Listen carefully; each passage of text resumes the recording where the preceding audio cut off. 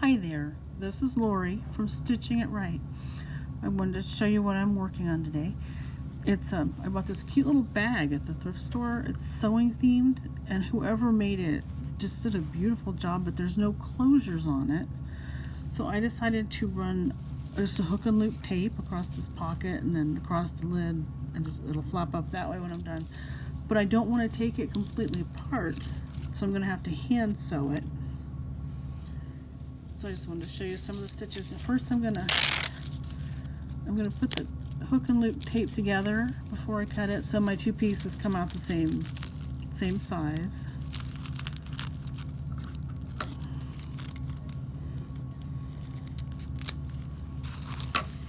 Then I'll have to yank them back apart.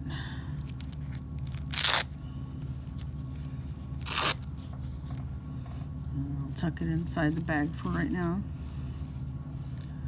Went ahead and got the first needle ready.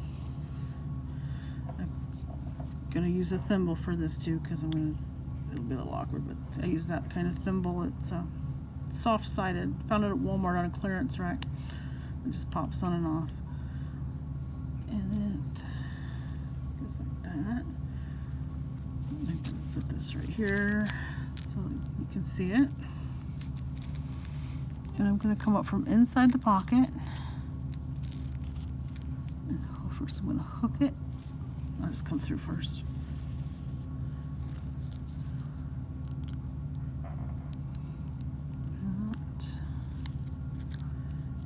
Pull it on through.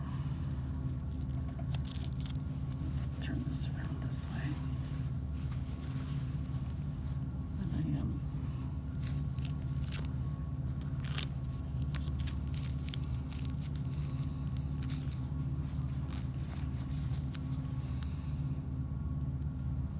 And can you see it?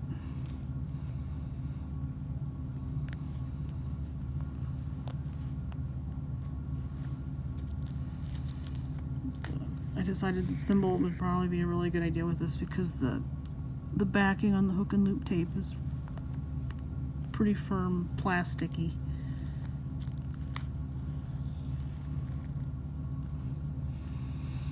And I'm just running across it with a sort of a whip stitch.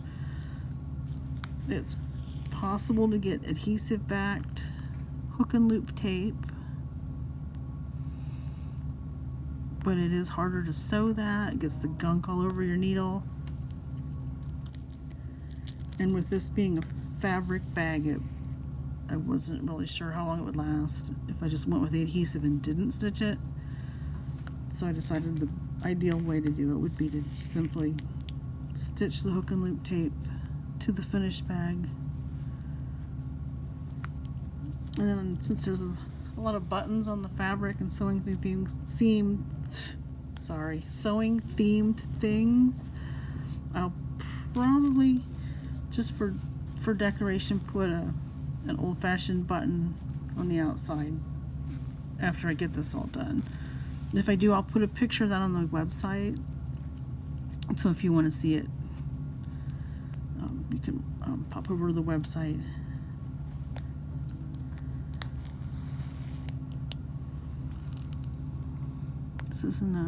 It isn't a super fast project to hand sew Velcro.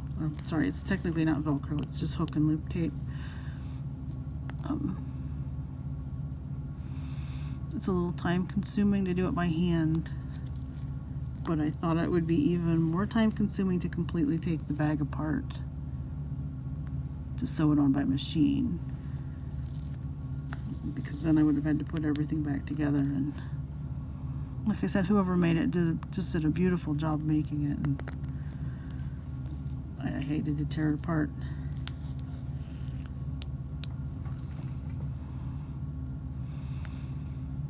But I thought it was just a great size of a purse. Sometimes I tend to carry a large purse, and it gets heavy if I'm out shopping very long or anything, getting groceries. And I thought a smaller purse would be handy.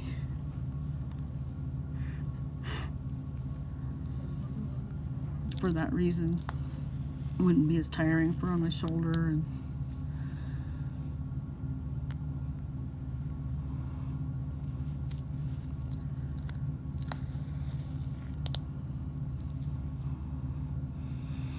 had this needle ready to go.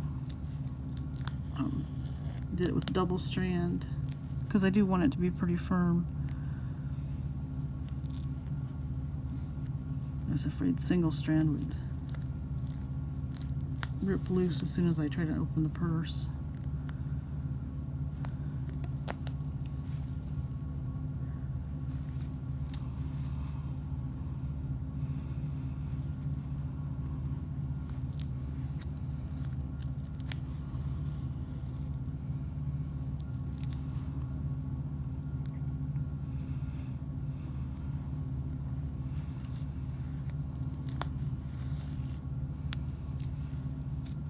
I guess I kind of ran out of things to say, but it looks like I'm getting a pretty clear shot of what I'm doing, so I'm going to leave it filming for a minute so you can see.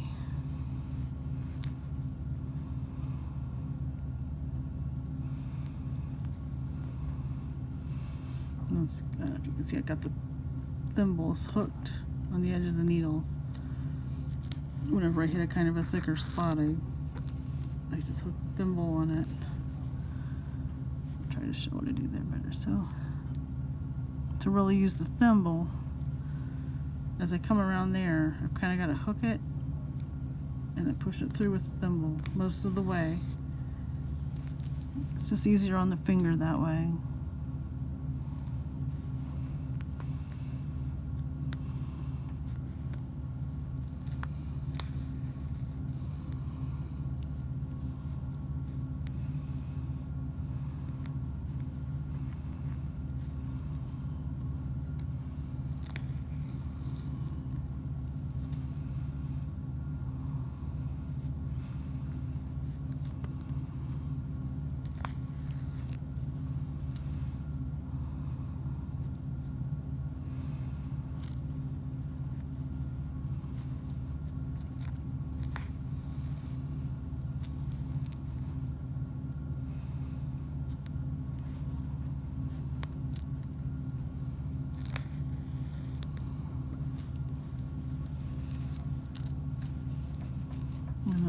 I'm not really getting as neat of a stitch as I'd like, where it's not pulling tight good, and I suppose I should manhandle it more. I was a little afraid I would break the thread if I yanked too hard on it. But you can kind of see it's just sort of whips over the edge, and then you move forward just to, oops, probably about 1/8 of an inch, and take another stitch.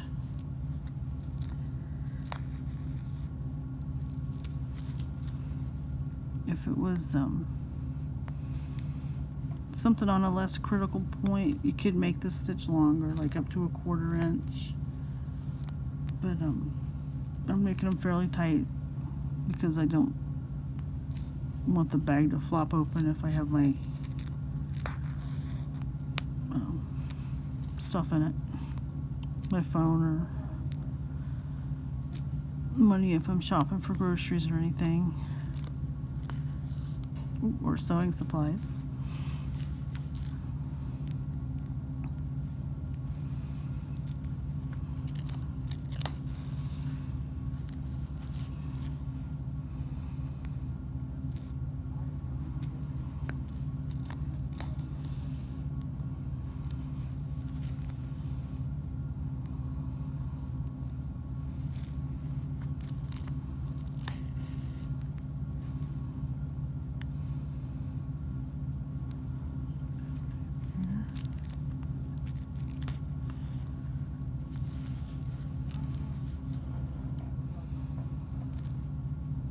I hope you can hear me okay. So I was worried about the sound quality on this because I have the laundry going in the background, trying to multitask and get everything done.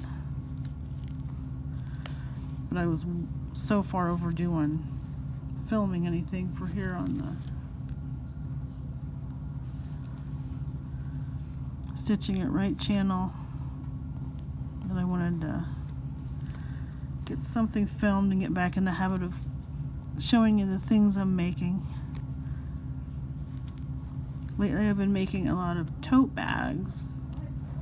They're like eco-friendly shopping totes, but they can also be used really for anything. And I'll show you, I'll be sure to do a video to show you those.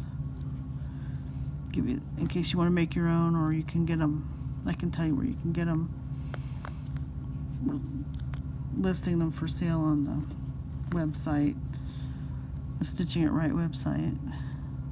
There aren't any live yet though as of today, so.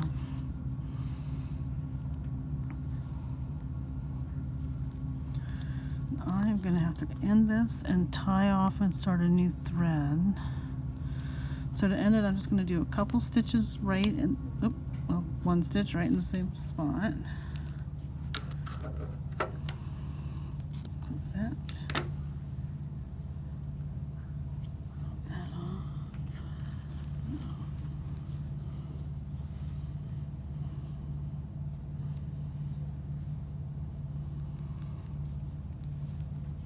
I'm going to use my needle threader, poke it through the hole of the needle. You can see it or not. Let me get back up here. I'm sorry. There. So the needle threader is through the hole of the needle. I'm going to run the thread through the needle threader.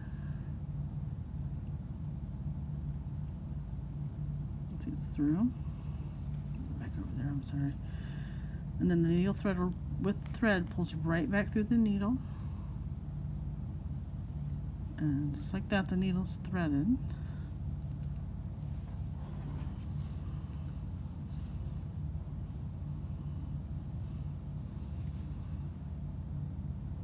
I'm gonna knot it right on the end so it's a double layer of thread again. Back on with the thimble. I'm using my hook and loop tape. I'll put that over there. Come up through the back of the Velcro. The hook and loop tape. I keep calling it Velcro. Velcro is a brand name for hook and loop tape,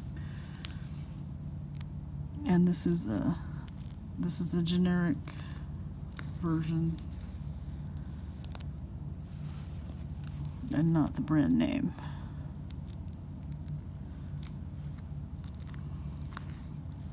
See.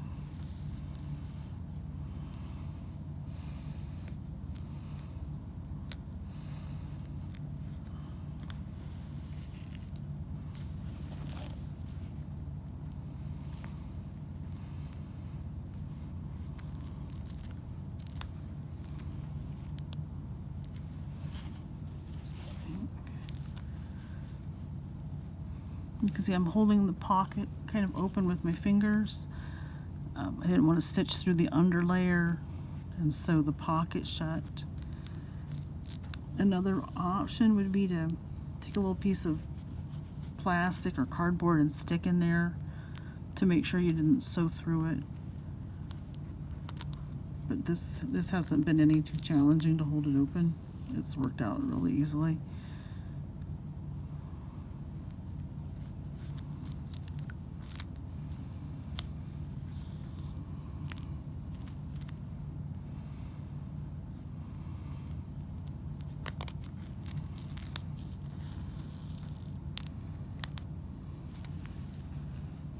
Just drop the needle.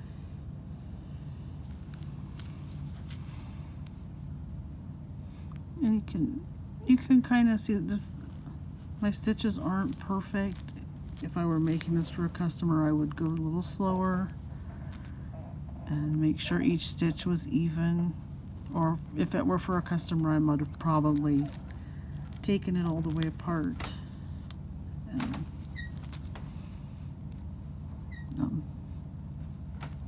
stitched it by machine.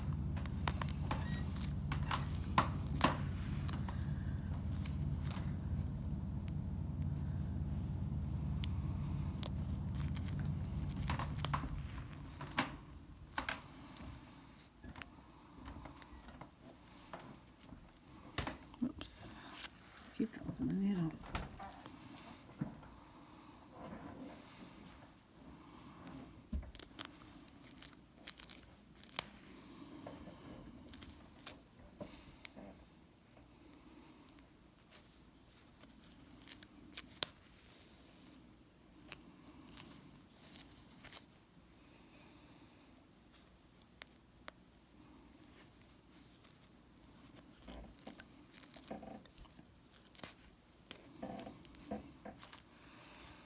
this particular stitch is similar to the one I would use if I were doing putting an applique on something.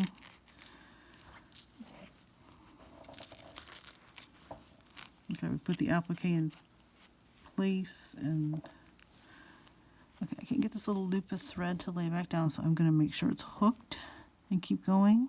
Well, I'll show you how I do that. I'll try to make sure it shows on the camera.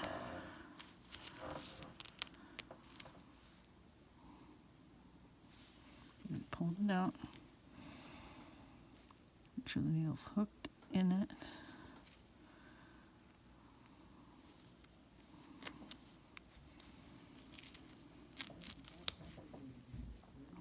And that little mistake I just made there kind of has to do with the title of my website and channel, Stitching It Right, because it was kind of a wry joke in a way that there's rarely just one way to do something.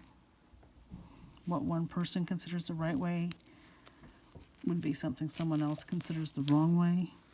And if you get it done and it works, then it's right. It doesn't, when you're sewing, it doesn't have to be to someone else's specifications. There's just not always one right way. There's usually a workaround or another way to do something, and you still end up with something that works and looks how you want it to look. If it doesn't look how you want it to look, then you can take it apart with a seam ripper and redo it. Though that's not the most fun. Everybody hates seam rippers, I suppose. I'll be sure to do an episode on how to use a seam ripper. I don't believe I've done that yet. And it's useful information. It's almost like one of the most important parts of sewing, because sometimes things just go wrong when you're sewing or doing anything. So,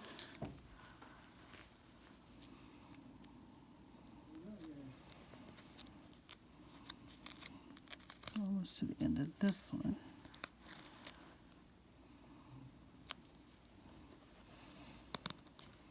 Come on.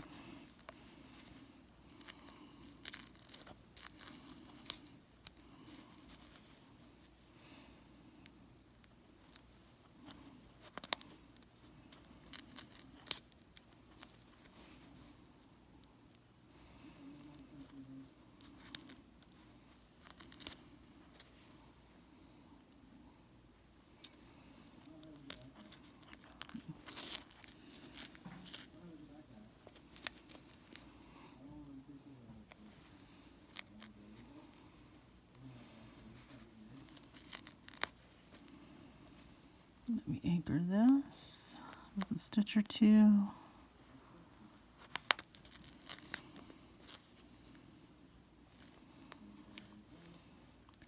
One more. There's that.